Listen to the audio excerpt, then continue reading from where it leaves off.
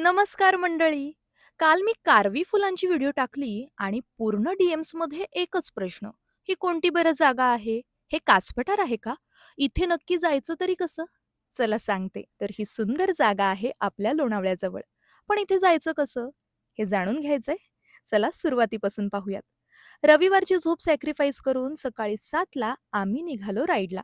खरं तर 6ला निघण्याचा प्लॅन होता, पण थोडा उशीरच झाला आणि लोणावळा घाट सुरू झाला.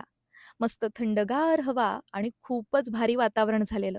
मग टायगर पॉइंटच्या पुढे सरळ अँबी व्हॅलीच्या दिशेने 4-5 किलोमीटर पुढे गेल्यावर आम्ही येऊन पोहोचलो या सुंदर अशा ठिकाणी.